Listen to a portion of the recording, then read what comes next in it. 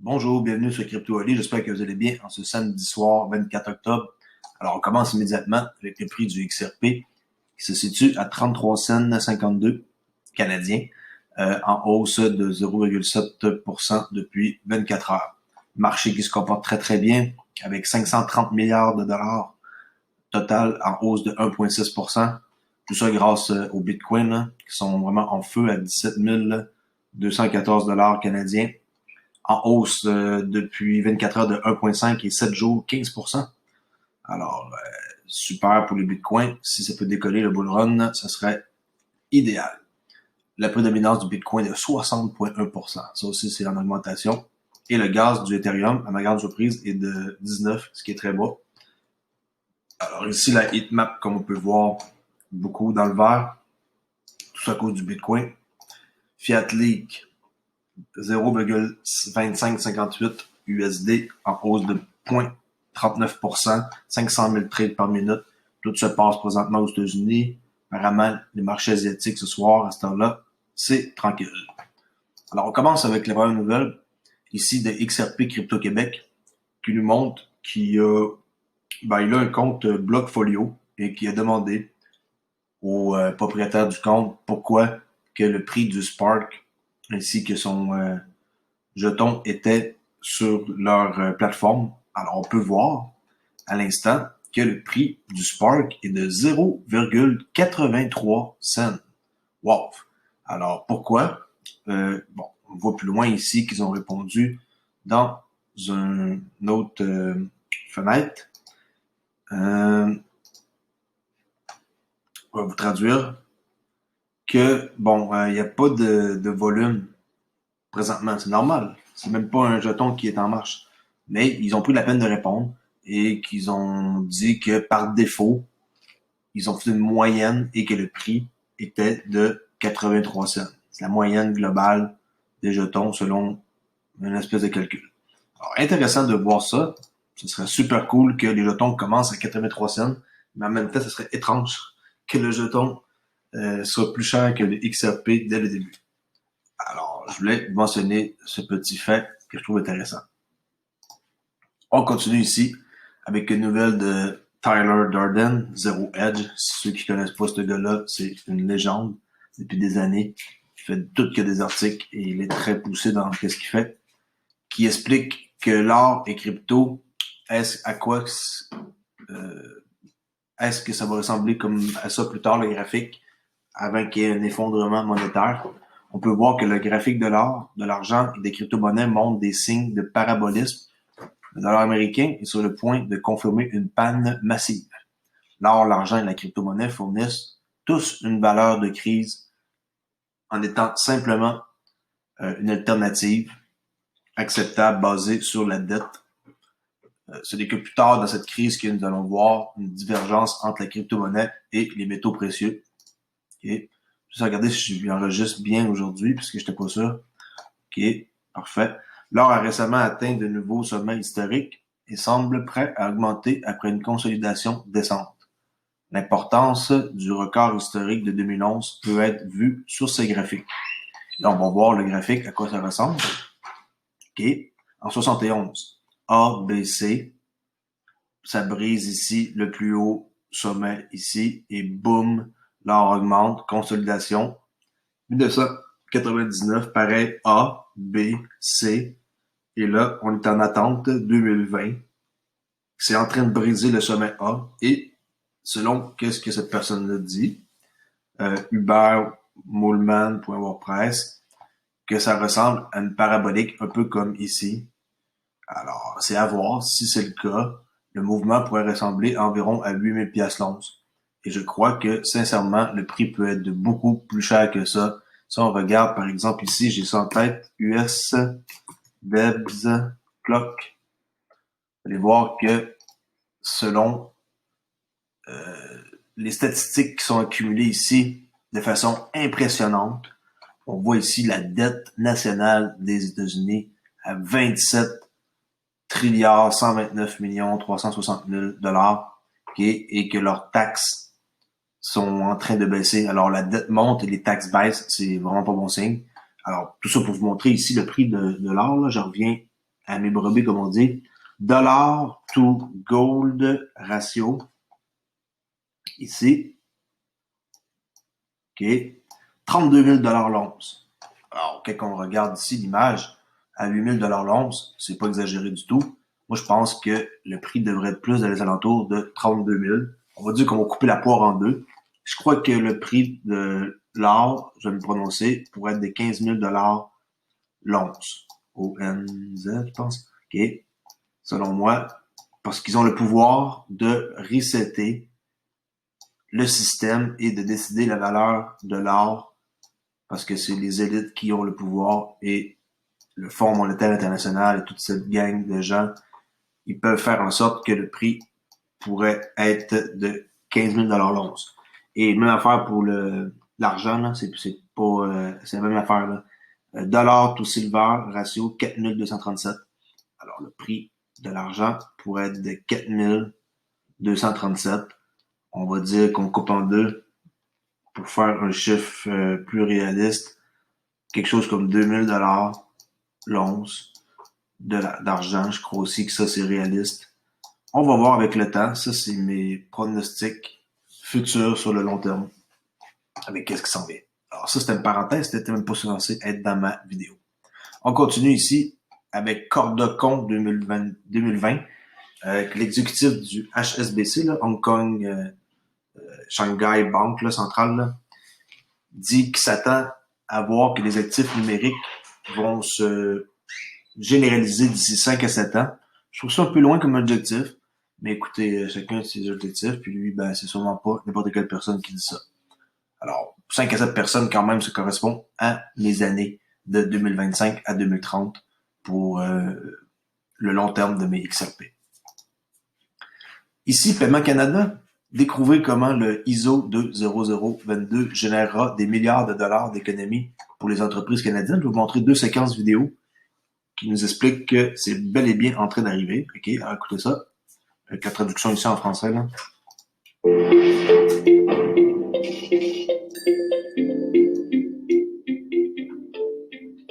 Countries around the world are moving to a new payment message standard, one that supports larger amounts of data to be transmitted in a payment. Existing electronic payments carry only basic information, like the amount paid and the date of the completed transaction. We've all scratched our heads looking at our bank statement, trying to remember the details of a payment. Businesses have the same problem. That's a big reason why the majority of Canadian corporate and small to medium enterprises still use checks to run their day-to-day business. Because checks actually convey more information about the payment than today's digital options. But checks also have some very costly drawbacks. Namely, they take a lot of people time to process, which also introduces errors and other things that would be nice to avoid. In fact, the lack of adequate payment processing capabilities. OK, ça c'était une séquence. Et l'autre séquence est à 3 minutes. On voit qu'ils vont nous parler de la crypto-monnaie. OK. Include smoother cross-border exchanges. Les paiements transfrontaliers. Faster adaptability. Avec l'ISO 20022, que tout le monde va être obligatoire de être sous cette norme d'ISO. Et si vous n'êtes pas sous cette norme ISO, vous allez passer à côté du bateau. Et si vous êtes une banque ou une entreprise qui est dans le domaine, vous allez vraiment être perdant si vous ne vous conformez pas à cette nouvelle ISO-là. To changing technology. The potential for programmable. Si on voit Bitcoin, Zcash, Litecoin. Smart money. Smart money. OK, tout le monde sait c'est quoi la smart money. Less reliance on manual processes and older technologies. Innovation in products and services, some of which we might not even be able to imagine today. And enabling billions of dollars in savings.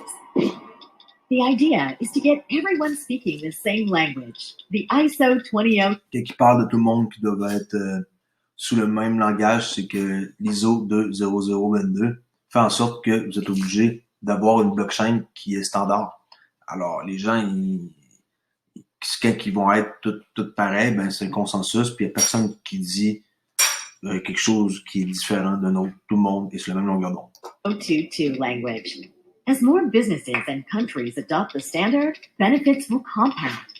Payments Canada is leading the initiative to adopt ISO 20022 and support the vendors and organizations adopting the standard. It's all part of a massive upgrade of Canada's national payment system, an upgrade known simply as modernization. Data-rich electronic payments are coming. A new era in Canadian commerce is all... Et oui, une nouvelle ère est en train d'arriver et tranquillement pas vite, ils sont en train de tout implanter ça de façon slow, mais sûre. Alors, ça ne va pas arriver du jour au lendemain. C'est tout un truc qui se prépare depuis quand même assez longtemps. Puis quand que ça va arriver, les gens ils vont en voir, ils vont voir le résultat final. Et ils vont se dire, comment ça se fait qu'on n'était pas au courant. Et nous, les investisseurs comme moi et vous, qui sont dans XRP et d'autres types de crypto-monnaies, on va être récompensés grassement. Alors, c'est comme ça que ça fonctionne. Alors ici, l'ISO 20022, devient progressivement la norme mondiale pour les flux de paiement transfrontaliers dans le monde. Ripple a été un chef de file dans ce changement du réseau. RippleNet a été aligné sous les normes ISO 20022 depuis le début. Alors, c'est vraiment intéressant de voir que Ripple ont été un chef de file dans ça, puis c'est dans les premiers à s'avoir soumis à cette nouvelle norme. Ils font tous qu'est-ce qu'ils doivent faire pour se faire comme aimer, si on peut dire, et comme ils font rien de mal qui peuvent les nuire. Si le prix monte pas, ça n'a rien à voir avec qu'ils veulent pas être coopératifs avec les autorités, tout ça. Au contraire, ils font tout pour être du côté des autorités. Alors, attendez, soyez patients pour le prix. Je le répéterai jamais assez. Ici, le FMI, le Fonds monétaire international, qui s'est engagé à jouer son rôle pour favoriser la coopération et construire un avenir des systèmes de paiement transfrontaliers. On va aller voir plus précisément. C'est un événement qui a eu lieu le 19 octobre, sur les paiements transfrontaliers, qui était intitulé « Une vision pour l'avenir », avec ici la directrice Kristalina Georgieva, qui est une femme assez puissante. L'aperçu, c'était que le séminaire discuterait des solutions potentielles pour améliorer les paiements transfrontaliers, des avantages et des risques de l'utilisation transfrontalière des monnaies numériques et de leurs implications macro-financières. L'amélioration des paiements transfrontaliers est devenu un programme politique mondial important pour lutter contre la fragmentation et pour faciliter le fonctionnement ordonné, continu du commerce international et du système financier.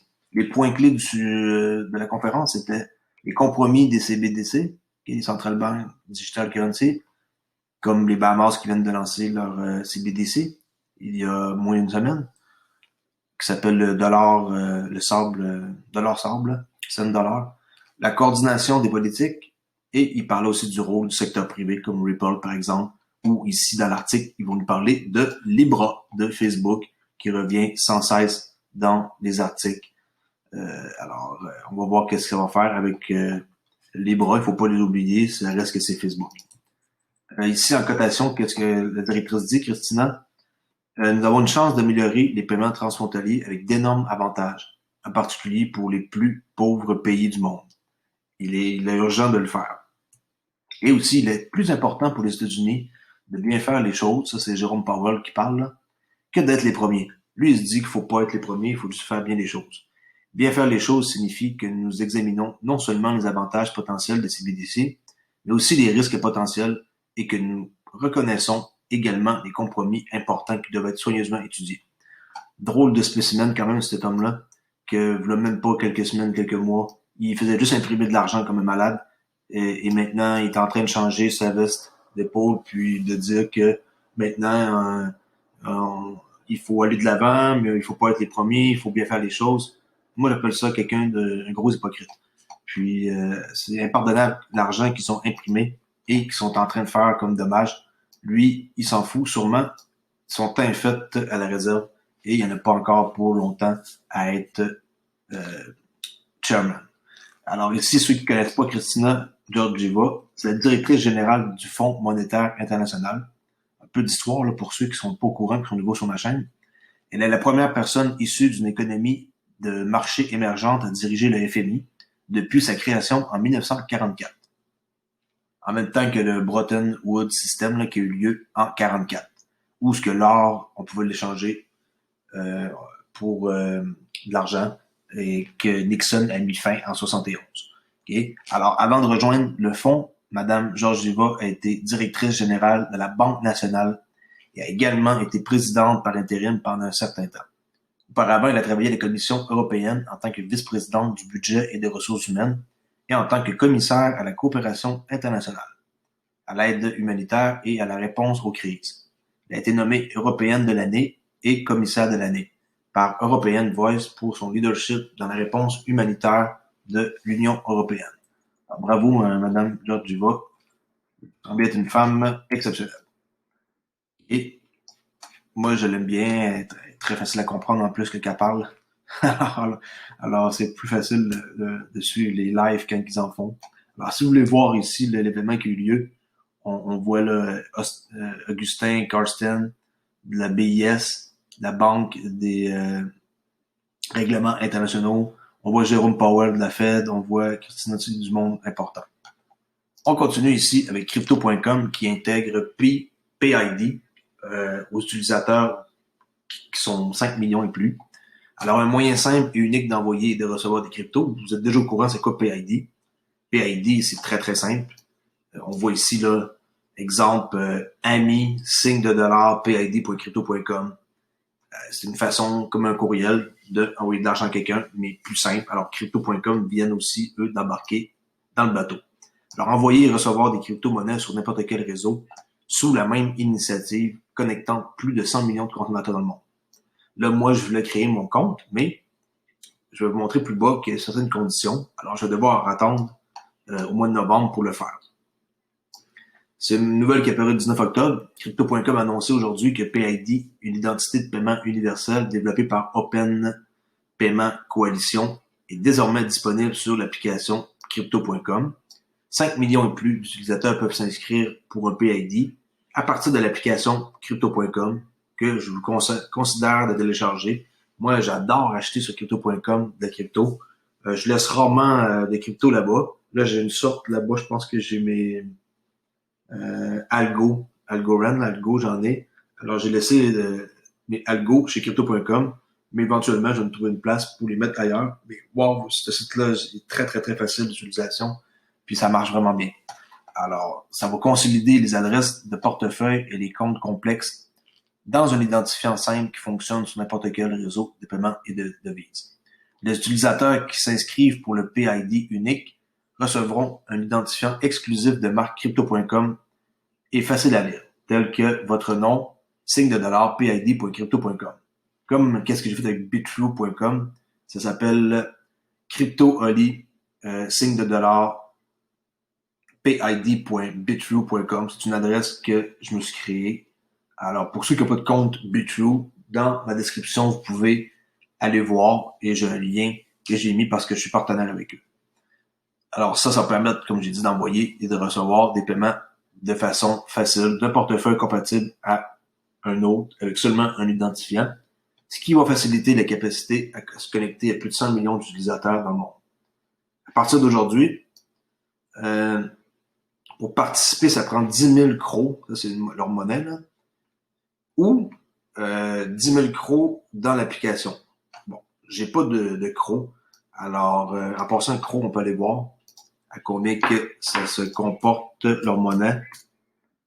Et CRO, c'est crypto.com en passant, pour ceux qui ne savent pas c'est quoi, en 15e position des monnaies numériques les plus importantes, à 13 cents. Alors, quelqu'un qui veut acheter des CRO, ben, c'est pas une suggestion que je dis, mais c'est une bonne idée, parce qu'on voit que depuis leur existence, c'est quand même une monnaie qui a un certain succès et qu'avec le temps, présentement, il y a un beau pullback ici. Ça coûtait comme dans les 23 cents, là, elle est tombée à 13 cents. C'est comme 2 fois moins cher que le prix qu'elle était au mois de août. C'est toujours intéressant d'avoir une monnaie sur un site d'échange comme un peu le Binance Coin ou quelque chose comme ça. Alors, comme j'ai dit, je vais devoir, moi, aller avec la deuxième solution, attendre le 2 novembre. Parce que le 2 novembre, tous les utilisateurs de l'application peuvent enregistrer leur propre crypto.com PID dans l'application crypto.com. Une fois enregistrés, les utilisateurs peuvent envoyer des crypto-monnaies d'autres portefeuilles compatibles à l'application crypto.com avec uniquement leur PID au lieu d'une adresse de cryptographique complète qui comporte 40 chiffres là, que personne ne peut retenir. Alors, c'est le temps qu'il y ait du classement là-dedans et une certaine façon aux gens de retenir une adresse pour payer quelqu'un. Au lancement, les crypto-monnaies prises en charge vont être naturellement le CRO, le Ethereum, le Bitcoin et le XRP, ainsi que d'autres jetons basés sur Ethereum. ERC20, là, OK? Pour ceux qui ne savent pas c'est quoi Crypto.com, c'était fondé en 2016 avec une simple conviction, un droit humain fondamental pour chacun de contrôler son argent, ses données et son identité. Crypto.com sert aujourd'hui plus de 5 millions de clients, leur offrant une alternative puissante aux services financiers traditionnels via l'application Crypto.com. En passant, ils ont souvent des promotions, puis on se trouve à ne pas payer aucun frais de carte de crédit si des fois vous achetez une carte de crédit. Ce que je suggère pas, mais quand même, des fois, ça peut dépanner. Grayscale, qui sont toujours en train de m'impressionner, qui viennent désormais d'avoir un fonds d'investissement de 6,5 milliards de dollars de Bitcoin. C'est incroyable comment ils sont rendus big, eux autres. Ils ont commencé à mettre le paquet depuis une publicité il y a quelques mois, la première publicité nationale aux États-Unis, qui leur ont permis de ramasser quelque chose comme 100 millions en fonds d'investissement. Alors, Grayscale, qui gère désormais 6,5 milliards de dollars de crypto. Le Bitcoin Trust de Grayscale comprend toujours la part des investissements en crypto-monnaie gérés par la société. Leur fonds de Bitcoin, c'est énorme. Moi, je commence à regarder ça sérieusement. Si j'avais des sous de côté, c'est sûr que j'irais mettre de l'argent là-dedans que tu laisses dormir, puis t'attends 10, 15, 20 ans, peu importe. Et je peux vous dire que le fonds, il va être probablement énorme avec le temps pour quelqu'un qui est patient et qui veut laisser ça dormir. Alors, la valeur totale des actifs gérés par la société d'investissement spécialisée dans la cryptographie Grayscale atteint 6,5 milliards de dollars pour la première fois, a tweeté la société lundi. La plus grande des fiducies de la société Grayscale Bitcoin Trust, le GBTC, dépasse actuellement 5,4 milliards de dollars. Alors, je vais vous montrer ici le graphique. OK. Grayscale Bitcoin Trust, ici, qui est à 5,4 milliards, leur fonds. Et, sérieusement, c'est vraiment abordable. Je me demande pourquoi j'en ai pas encore. Je vais regarder ça avec ma femme de plus près. Sûrement qu'on va faire un move dans les prochains jours. Alors, 12,83 dollars pour détenir un share de Bitcoin Trust. Mais, qu'est-ce qui est vraiment intéressant aussi, c'est qu'ils n'ont pas juste le Bitcoin Trust, ils ont le Bitcoin Cash Trust, Ethereum Trust, Ethereum Classic Trust, Horizon Trust, Litecoin Trust, Stellar Lumens Trust, XRP, oh yes, XRP Trust, bien sûr, pour un montant de, on voit pas le prix ici malheureusement, je sais pas pourquoi, Zcash Trust, et lui, ici, ça j'en possède. C'est un scoop que je vous dis, ça j'en possède. Alors le Grayscale Digital Large Cap Fund, on appelle ça le GDLC. On l'ai procuré il y a environ un mois. Ici, il est à 16,89 $. Ça, qu'est-ce que c'est? Ça comprend 5 crypto-monnaies. Ça comprend le Bitcoin, ici.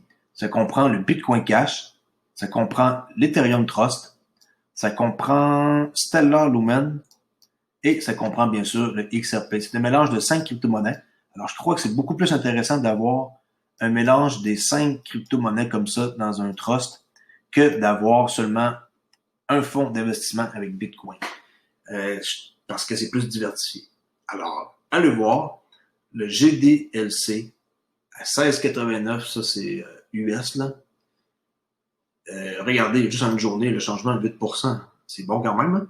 Puis, si ça vous intéresse, je sais que eux, on doit avoir une preuve qu'on gagne plus que 100 ou 200 000 par année. Mais regardez peut-être avec votre banque. Moi, la mienne me permet de pouvoir en acheter. Alors, j'étais surpris là, quand même. Je pensais pas que je pouvais faire ça. Alors, on continue ici avec une autre nouvelle sur CoinDesk que les États-Unis risquent de se laisser distancer par les CBDC. Cette semaine, alors que les dirigeants mondiaux se rassemblaient virtuellement pour le DC FinTech Week à Washington, D.C., l'accent sera mis sur les banques centrales qui émettent leur propre monnaie numérique, CBDC. Un acteur clé ici les États-Unis qui font face à une décision de plus en plus urgente. Faut pas qu'ils se grouillent parce que la Chine est en train de courir en avant d'eux. Prendre des mesures sérieuses pour émettre une CBDC comme la Banque de Chine et d'autres l'ont commencé. Alors plus tôt ils décident, mieux c'est. De nombreux pays s'attaquent sérieusement et rapidement à cette question, comme l'ont indiqué des projets de suivi au Conseil de l'Atlantique et ailleurs. Des programmes pilotes sont en cours dans plusieurs pays, notamment en Chine, qui a récemment mené un essai avec plus de 50 000 habitants à Shenzhen. Ils ont donné 2 millions de dollars de leur crypto-monnaie à 50 000 habitants et j'ai montré une vidéo récemment où on voit quelqu'un qui achète une liqueur avec la monnaie numérique. Ravivant inquiétude concernant ces progrès rapides avec des implications là, géostratégiques. En revanche, les États-Unis, ils vont rester relativement prudents et calmes, chose qui est très mal parce que, comme j'ai dit, la Chine sont en train d'être en avant de eux et ils tardent, les États-Unis, ils tardent. Et tellement qu'ils tardent, Ripple sont en train de regarder pour déménager soit en Angleterre, aux Émirats arabes, dans le fond à Dubaï, oui. Après ça, ils ont décidé peut-être Hong Kong, Singapour ou la Suisse. Alors, ils vont devoir faire de quoi parce qu'ils vont perdre la fintech américaine numéro 1 au monde de la blockchain avec le monnaie numérique XRP, qui vont aller, où j'avais dit tantôt aussi, j'ai oublié de dire Japon, probablement que ça serait le Japon, là, selon moi, Japon ou Angleterre qui déménagerait, parce que Japon, ils ont leur gros partenaire SBI Holding, qui détient 50% des XRP dans leur fonds d'investissement. Alors, au sujet des CBDC, le président de la Réserve fédérale, Jerome Powell, a déclaré cette semaine qu'il était plus important pour les États-Unis de bien faire les choses que d'être les premiers, comme j'ai mentionné tantôt dans une autre fenêtre. C'est bien beau bien faire les choses, là, mais je crois qu'ils nous cachent des choses. Ils sont sûrement plus en avance qu'on le croit, mais ils veulent nous laisser croire qu'ils veulent juste bien faire les choses, puis qu'il y a quelque chose qui se trame derrière tout ça. C'est pas normal. Dans les portes closes, il doit y avoir des trucs qu'on ignore. Simple et citoyen. Alors, l'exploration la plus concrète de la CBDC se déroule à la Réserve fédérale de Boston, qui collabore avec le MIT, le Massachusetts Institute, ouais, c'est ça, pour étudier 30 à 40 technologies disponibles sur 2 à 3 ans. Et pour ceux qui ne savent pas encore, le MIT, il travaille avec, c'est pas une suggestion d'achat, avec Algo, qui est Algo, j'en détiens. Puis présentement, l'Algo est quand même un prix très plus que raisonnable. Puis je sais qu'ils sont en train de travailler avec cette monnaie-là. Algo, je pense que vous pouvez vous procurer ça pour quelqu'un qui est intéressé dans ce projet-là pour en bas de 50 cents, là, quelque chose comme 40 sous peut-être. Alors, ouais, 40 cents. Alors, allez voir le projet Algo. C'est pas une suggestion d'achat, allez juste voir à quoi ça ressemble. Alors, MIT, le Massachusetts Institute, il travaille avec Algo pour le projet, que je trouve 2-3 ans très long et exagéré, là. Alors, les responsables du département du Trésor laissent entendre que plus de travail se déroule dans les coulisses, mais peu de choses ont été rendues publiques. Bon, c'est en plein ça que je suis en train de dire. On dirait qu'ils font beaucoup de travail en porte close et que nous, ici, en public, les nouvelles sortent au compte-gouttes. Alors, tant mieux si c'est ça, parce que je peux pas croire que les États-Unis, ils vont se laisser manger la laine sur le dos, comme ça, par la Chine, et qu'ils vont attendre, et qu'on va être pas prêt pour qu'est-ce qui s'en vient. Écoutez, les Bahamas sont déjà leur propre CBDC.